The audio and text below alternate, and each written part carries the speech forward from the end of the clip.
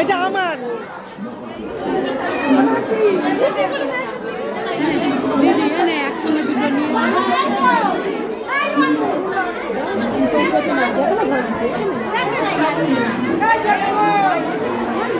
ওরে আসে না কিচ্ছু জানে না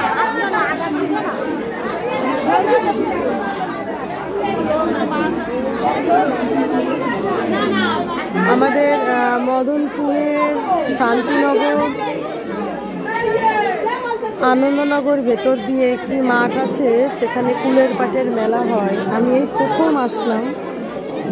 এর কাহিনী আছে, বড় বড় দূর থেকে লোকজন আসছে বাসে করে, ঠিক আছে। ওরে বাবারি, কারোর মুখে শুনবো যে এই মেলাটা কিভাবে সৃষ্টি উৎপন্ন হয়েছে।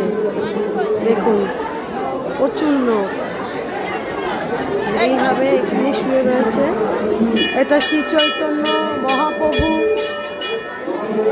এই জায়গাটা আবির্ভাব হয়েছে, কেমন করে হয়েছে সেটা বলবো। চলুন শুনি কারোর মুখে।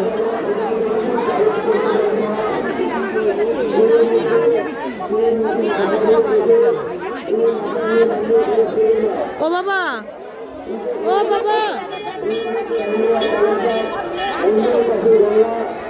হরে কৃষ্ণ, হরি বল, জয় নিতাই হরি বল। এটা তো কুলের পাটের মেলা, তাই মেলাটা কিভাবে উৎপন্ন সৃষ্টি হয়েছে আমি জানি না। আমি প্রথম এসেছি। তুমি কি জানো বাবা? তুমিও জানো না? তোমরা জানো? আমিও তো জানি না। বলবে কি উনি? আচ্ছা,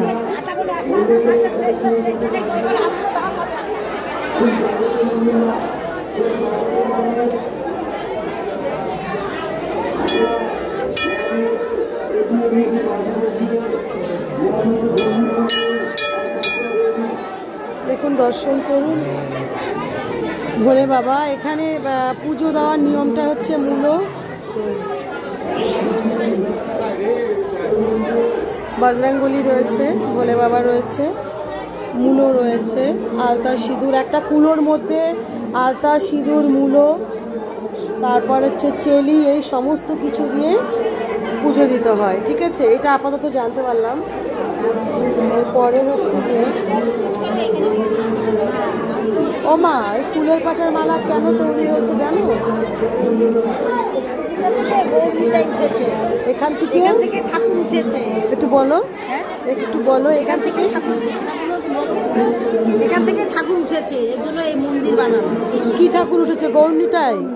তা আমি শুনেছিলাম এখানে নাকি সর্প উঠেছিল। সর্প মানে সাপ উঠেছিল। গৌরনীতাই এখানে এসে কি করেছে? উঠেছে এই পুকুর থেকে। পুকুরটি কোথায়? পেছনে পুকুর আছে না মা?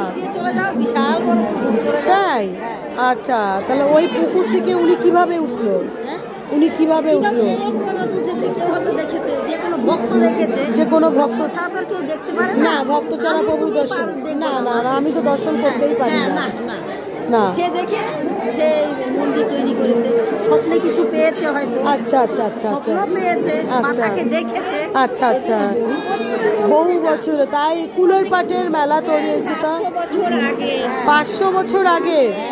তাই এই মূলো দিয়ে, তারপরে এই যে কুলো দিয়ে, দেখুন মাজনেরই দেখালাম, ঠিক আছে। এগুলো দেয় কি দেয় ঠাকুরের কাছে। আমার মান কুল জাত সব সমর্পণ করলাম ঠাকুরের কাছে। আচ্ছা আচ্ছা আচ্ছা আচ্ছা আচ্ছা আচ্ছা, এগুলো দিয়ে পুজো করতে হয়। তাই গৌর হরি বল, হরে কৃষ্ণ, জয় রাধারানীর জয় হোক। ভালো লাগলো শুনে। আমরা তো ঠিক মতো বলতে পারিনি। না না না, ঠিক আছে। তা আমি একটু শুনেছি মা। হ্যাঁ হ্যাঁ, ঠিক আছে। আমিও তারও পরম ভক্ত।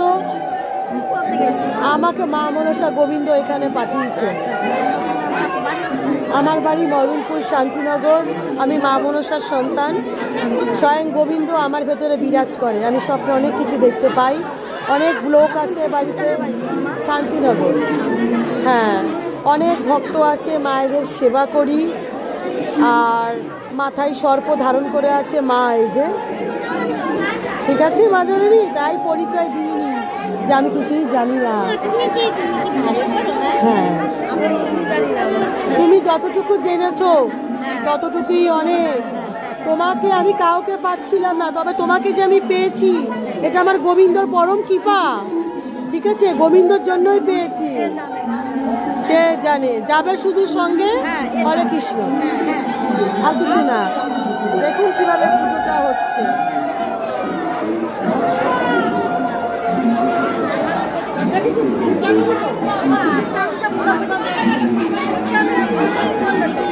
সব শিবের কাছে জড়ো হচ্ছে।